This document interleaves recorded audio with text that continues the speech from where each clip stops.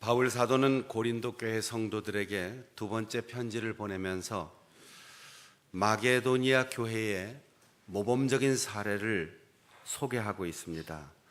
마게도니아 지역은 데살로니가 교회가 있고 빌립보 교회가 있고 베레아 교회가 있는 그런 초대교회가 시작되고 바로 바울 사도의 선교를 통하여 해외에 개척되어진 교회들이었습니다. 그들이 8장 2절에 보면 환난의 많은 시련 가운데서 넘치는 기쁨과 극심한 가난이 풍요한 연보를 넘치도록 하게 하였다라고 말하고 있습니다. 환난의 많은 시련, 로마 제국의 식민지로 살아가는 백성들, 그리고 예수 믿는다는 이유 때문에 박해를 받는 그들이 구원에 넘치는 기쁨이 있기에 풍성한 연보를 드렸다 하는 것 이해할 수 있어요. 그런데 극심한 가난이 풍성한 연보를 넘치게 하였다라는 말은 서로 모순이 되는 것 같습니다. 우리는 흔히 많이 벌면 많이 드리겠습니다. 많이 남으면 넉넉하게 드리겠습니다. 언젠간 주시면 하나님께 바치겠습니다. 나누어 주겠습니다. 이렇게 기다리고 서원하면서 사는데 고린도 교회는 극심한 가난 때문에 풍성한 연보를 했다. 이렇게 바울 사도가 설명할 때 잘 이해가 되지 않습니다. 넉넉해야 넘치게 드릴 텐데 어떻게 가난도 극심한 가난 때문에 넘치는 연보를 드릴 수 있었을까? 연보란 말을 요즘은 잘 안 쓰지요. 제가 어릴 때 우리 앞세대 어른들은 헌금이란 말을 안 쓰고 연보라는 말을 썼어요. 지금은 경제적 관념으로 돈을 드렸다 이렇게 내놓고 표현하지만 우리 앞세대 어른들은 헌금, 돈을 드렸다 이렇게 말하지 않고 연보했다고 말해요. 연이라고 하는 한자는 버린다는 뜻입니다. 나눈다는 뜻입니다. 내 손을 떠나가게 한다는 거예요. 보라는 말은 기울 보자인데 떨어진 옷을 꿰매주고 낡은 집을 수리해 주는 거예요. 연보의 목적은 돈을 드리는 것이 아니고 누군가의 구멍난 삶을 꿰매어주고 기울어져 가는 삶을 반듯하게 세워주고 내 것이라고 주장하지 않고 마치 버리는 것처럼 미련을 다 끊고 그 재물을 하나님의 영광, 구원의 복음, 교회 그리고 누군가 기다리고 있는 그 사람을 위하여 아낌없이 나눠준다는 겁니다. 그런데 이 풍성한 연보를 가난 때문에 했다는 거예요. 여러분 이해가 되십니까? 도저히 우리의 일반적인 상식으로는 이해할 수 없는 표현입니다. 제가 이런 얘기를 좀 해드릴게요. 18년 전 2000년도인데 어느 여름날 아기를 업고 젊은 여자 성도 한 분이 교회로 저를 찾아왔습니다. 그리고는 저에게 이런 말을 해요. 우리 애가 우리 첫 아들인데 첫돌이 다가옵니다. 그래서 애기 아빠하고 둘이 어떻게 첫돌을 맞이할까 의논을 하다가 첫돌 잔치한다고 돌제비 아이가 밥을 먹을 수 있는 것도 아니고 떡을 먹을 수 있는 것도 아니고 박수 쳐주고 금반지 끼워준다고 해서 아이가 그 의미를 아는 것도 아닌데 우리가 첫돌 잔치를 꼭 해야 될까? 그렇게 의논하던 끝에 첫돌 잔치를 할 수 있는 비용 전체를 모아서 하나님이 기뻐하시는 일에 썼으면 좋겠다. 그렇게 의논하고 첫돌 잔치를 안 한다. 그리고 첫돌 잔치에 해당하는 비용을 봉투에 담아가지고 저를 만나러 온 거예요. 그래서 그러면 그런 뜻을 써서 교회에 헌금을 하면 되겠네요. 그렇게 얘기했더니 아닙니다. 이거 특별한 건데 목사님이 뭔가 꼭 우리의 뜻에 합당하게 안내해 줄 수 있을 것 같아서 목사님께 맡기고 갈 테니까 목사님이 꼭 우리 아이의 첫 돌을 기념하는 좋은 일에 써주십시오. 이런 경우 사실은 받은 사람이 참 어렵습니다.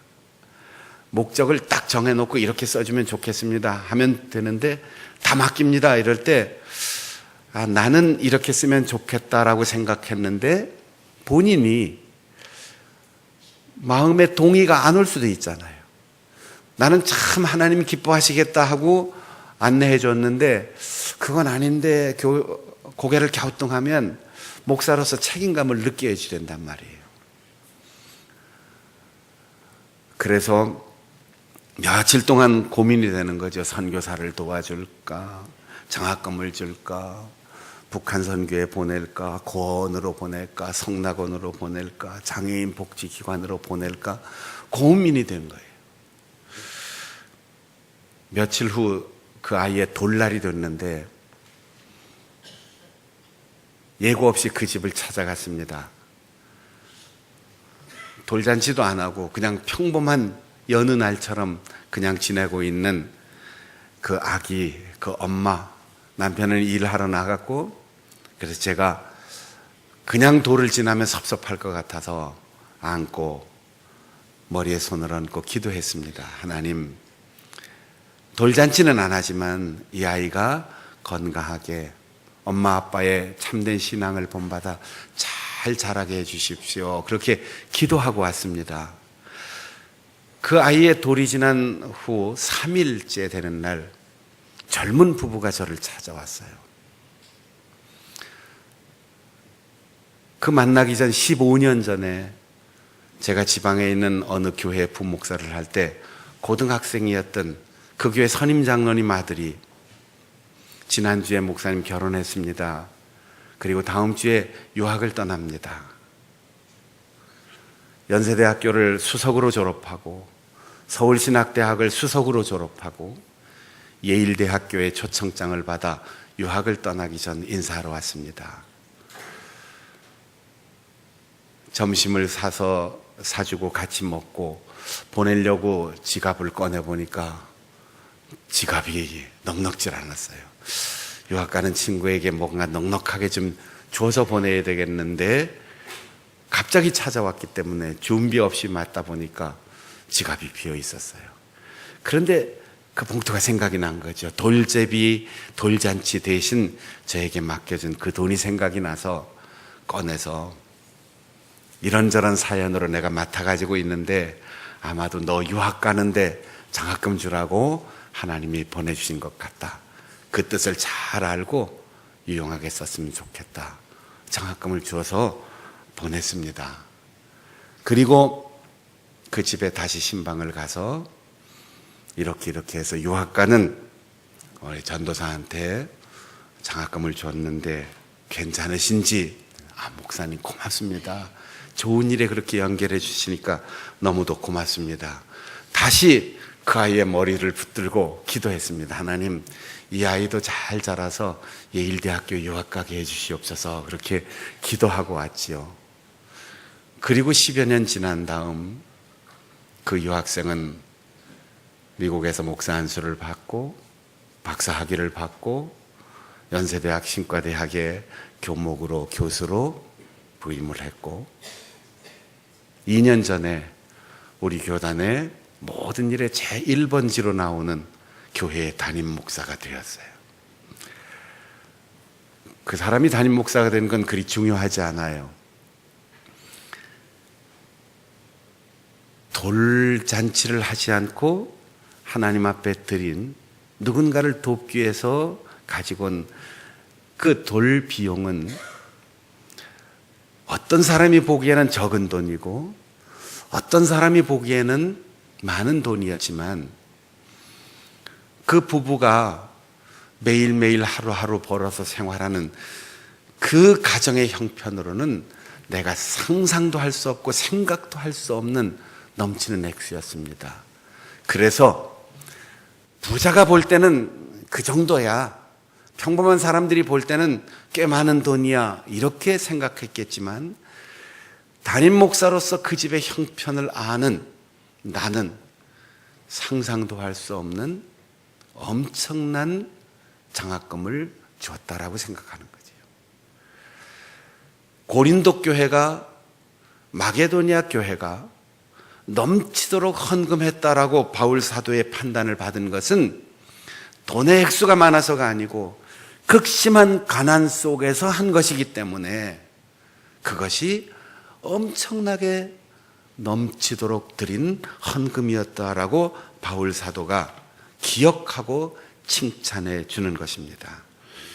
여러분 5월 부흥회 때 그분을 만난 거예요. 5월 우리 교회 부흥회 강사 이틀 동안 와서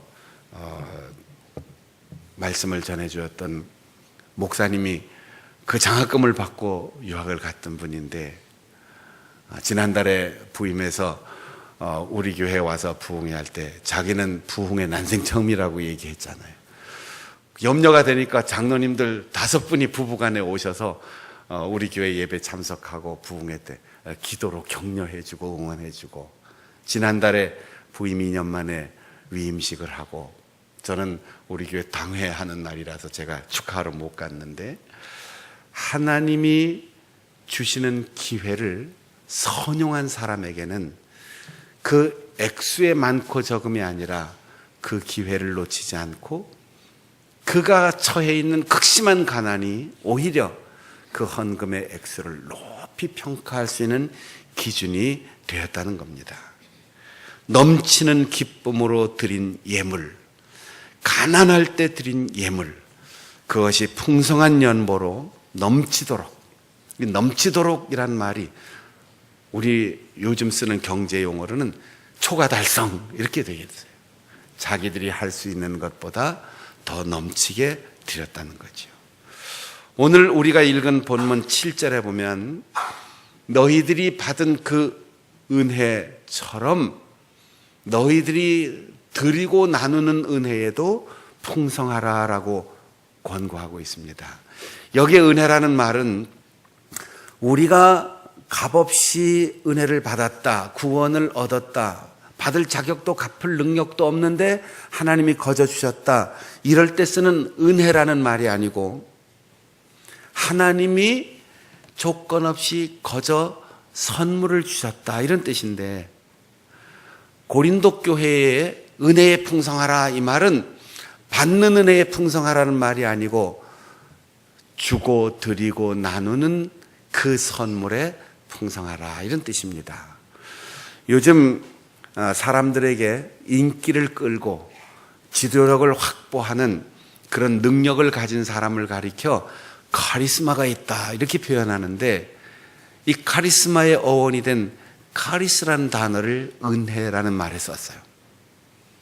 은사, 선물 그런 뜻입니다. 카리스마는 훈련받아서 되는 게 아니에요. 그 사람이 태어나면서 잠재적으로 하나님이 그 사람에게 주신 선천적인 선물이라는 뜻입니다. 똑같은 조건에서 태어나서 똑같은 과정을 거쳤는데 그 사람은 이상하게 카리스마가 있어 이럴 때 하나님이 주신 은사입니다. 이건 조건 없이 주는 거예요. 그런데 하나님께서 주시는 두 번째 선물이 있습니다. 그것을 탤런트라고 하는데 우리 성경엔 달란트라고 나와 있어요. 재능입니다. 은사요 선물 구원은 조건 없이 거저 주시는데 탤런트는 조건 있이 주는 겁니다. 마태복음 25장에 보면 주인이 먼 곳으로 갈 때 하인들 중에 3사람을 뽑아서 5달란트, 2달란트, 1달란트 이렇게 장사 미천을 줍니다. 그리고는 조건을 붙였어요. 사업 잘해서 남겨라. 그리고 달란트를 갑절을 남긴 사람에게 칭찬을 해 주셨습니다. 이 탤런트는 구원의 은혜에 감사하여 헌신하고 사역하는 사람에게 주는 두 번째 선물입니다. 이건 반드시 활용을 해야 되는 거죠. 바울 사도는 고린도 교회를 칭찬하면서 너희들이 믿음이 풍성했다, 말, 지식, 간절함, 사도들에 대한 애정이 풍성했다. 충성스러운 확신이 그들에게 넘쳤습니다. 이성적인 사고와 논리적인 언어에 풍성했습니다. 아는 것도 많았습니다. 열심도 속도도 뜨겁고 빨랐습니다. 복음을 전한 사도들에 대한 애정도 풍성하였습니다. 그러나 바울 사도는 거기에서 그치지 말고 예루살렘 교회가 지금 흉년과 극심한 가난으로 고통을 겪고 있는데 예루살렘 교회가 있었기에 사도들을 파송했고 예루살렘 교회가 있었기에 그리스도의 복음을 너희들이 듣지 않았느냐. 그러니 예루살렘 교회를 향하여 은혜를 갚기 위해서 신령한 은혜를 받고 구원의 복음을 받은 만큼 기쁨으로 예루살렘 교회를 위한 구제 헌금에 적극 참여해라. 이 일의 기본 이상으로 풍부하게 드리라고 했습니다. 아무리 확신이 넘치고 말을 잘하고 아는 것이 많고 열심히 있고 누군가에 대한 관심이 지대하다 할지라도 결정적인 순간 물질적으로 인색하면 온전한 풍성함이 아니라는 거예요. 그래서 너희는 이 은혜에 참여하여 너희들이 결심하고 생각한 것에 대하여 완성을 시켜야 된다. 단 원하는 마음으로 억지로 하지 말라. 이렇게 권고합니다. 그러면서 가난한 자가 부유하게 된다는 또 하나의 역사를 말합니다. 마태복음 5장에 산상수훈을 연상케 하는데 예수님께서 따르는 무리들 앞에 제일 먼저 하신 말씀이 가난한 자 복이 있다. 천국이 저의 것이다. 어떻게 가난한 자가 복이 있겠습니까? 예수님이 그 일의 모범이 되셨습니다. 하늘의 영광 보좌를 버리시고 낮아짐으로 지옥의 밑바닥으로 내려가야 할 우리를 높여주셨습니다. 하나님의 아들이고 이 세상의 모든 것의 주인이신 그분이 마지막 십자가에서 목숨을 거두면서 속옷까지도 다 벗어놓고 가셨습니다. 이 세상에서 마신 물, 이 세상에서 먹은 음식을 통하여 이루어진 그분의 육체 속에 피와 물도 한 방울 남김없이 다 쏟아 놓고 가셨습니다. 주님이 가난해 주시고 주님이 다 놓으시고 주님이 다 비우셨기에 우리가 부유함을 얻었다는 것입니다. 그래서 다 이루었다라고 말씀하시고 이 땅을 떠나셨습니다. 오늘 읽은 본문 10절에 보면 1년 전에 너희들이 마게도니아보다 먼저 복음을 시작했지 않느냐. 마게도니아는 즉시 실행했습니다. 그런데 고린도 교회는 계획적으로 차분히 준비하여 복음을 하였습니다. 복음의 스타일이 두 가지지요. 즉흥적으로 열심히 하는 것도 있고 액수에 관계없이 변함없이 꾸준히 하는 것. 마게도니아는 전자의 경우였고 고린도 교회는 1년 동안이나 준비해서 마게도니아 교회보다 늦었지만 더 온전히, 더 풍성하게, 더 많이 예루살렘 교회를 도왔던 것입니다. 하나님께서는 이것을 다 보셨습니다. 우리는 사람이 낸 것을 보는데 하나님은 남긴 것을 보십니다. 여러분, 우리 헌금하면 재정부에서 다 집계하면서 재정부 집사님들이 뭐 일부러 보진 않겠지만 누가 얼마를 헌금했고 누가 얼마를 드렸고 이거 대략 볼 거예요. 기억은 잘 안 하실 테지만 재정위원장 장로님은 전체적인 집계를 다 하실 거예요. 이걸 봅니다. 그런데 하나님은 그것만 보는 게 아니고 남긴 것을 보신다는 거예요. 남긴 것. 마태복음 5장 26절 산상수훈에서 주님이 이렇게 말씀하셨습니다. 갚을 것이 있을 때 한 푼이라도 남겨놓으면 감옥에서 심판의 불에서 못 나온다. 의무를 다 하라는 거지요. 누가복음 21장에 혼자 사는 가난한 여인이 엽전 2푼을 드렸는데 주님이 보시고 가장 많이 드렸다고 칭찬했습니다. 액수가 많아서가 아니고 남긴 것 없이 드렸기 때문입니다. 사람은 드린 것을 보고 사람은 나눈 것을 보지만 하나님은 남긴 것을 보십니다. 사도행전 4장과 5장을 읽어보면 첨예하게 비교되는 두 사람이 있어요. 요셉이라는 이름을 가진 후일 바나바라는 별명으로 부름을 받은 사람, 그가 자기의 재산 밭을 매각하여 전액을 사도들 발 앞에 드렸습니다. 발 앞에라는 표현은 모든 권한을 다 위임한다는 뜻이에요.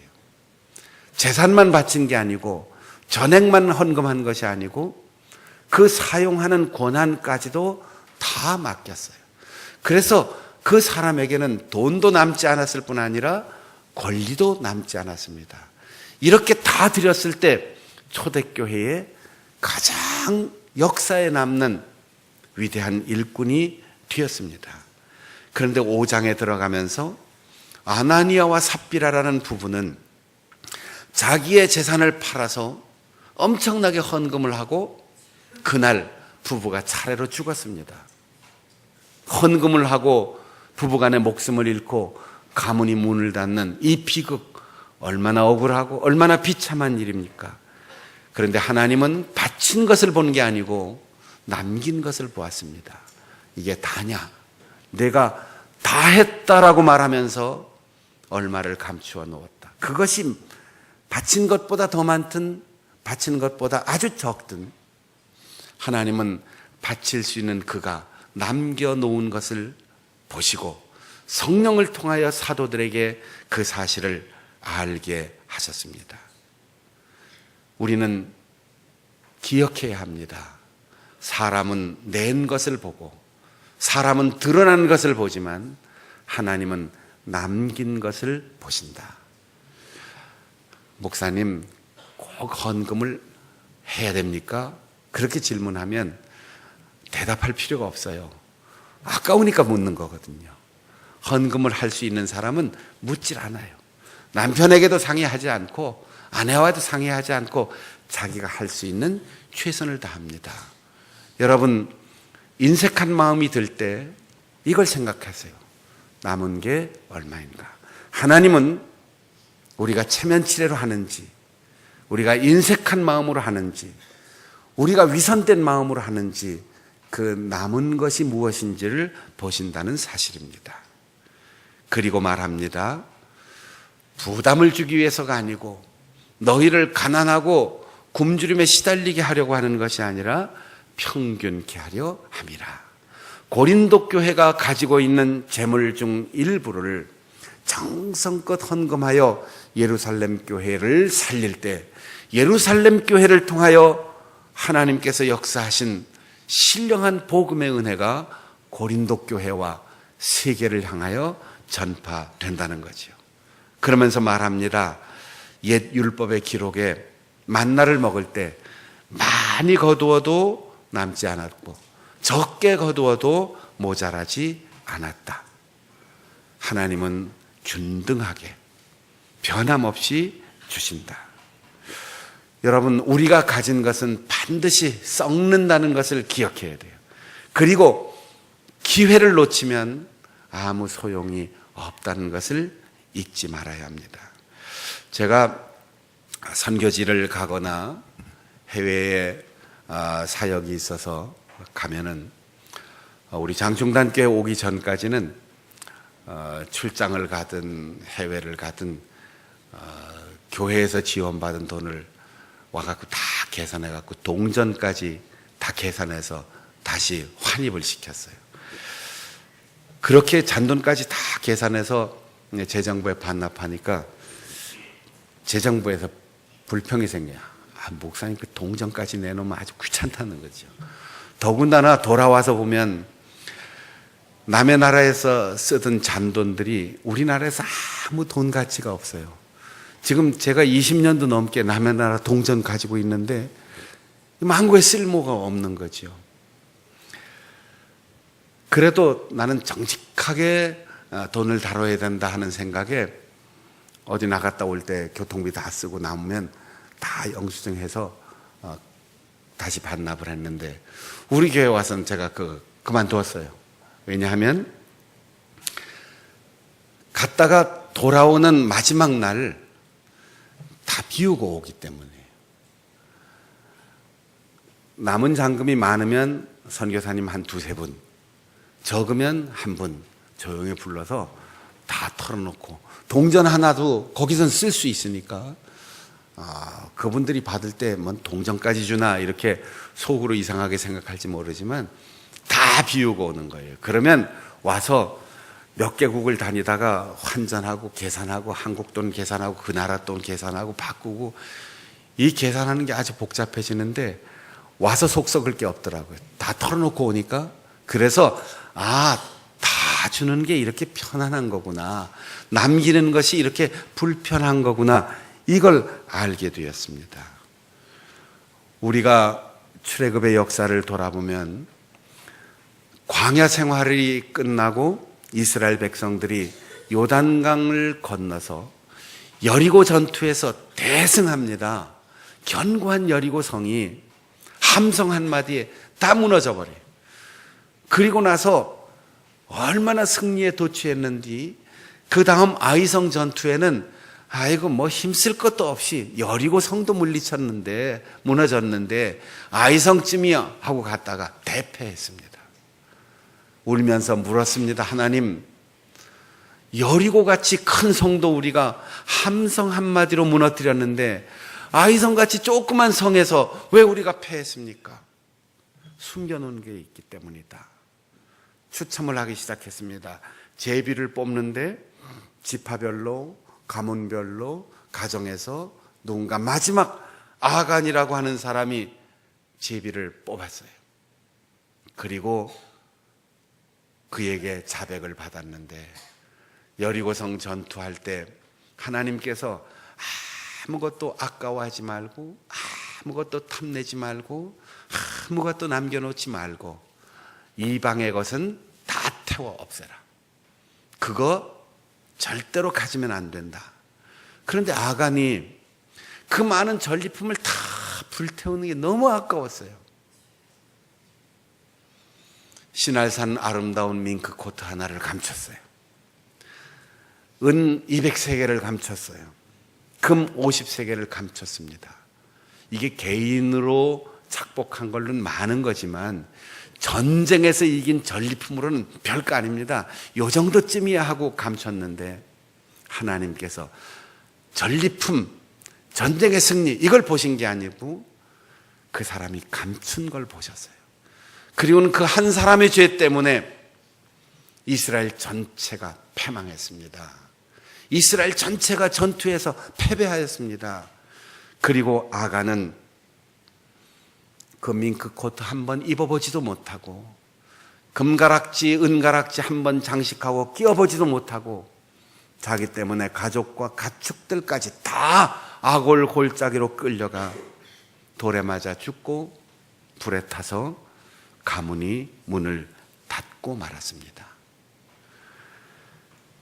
우리가 가진 것, 내가 누리는 것, 하나님이 주신 은혜와 축복입니다.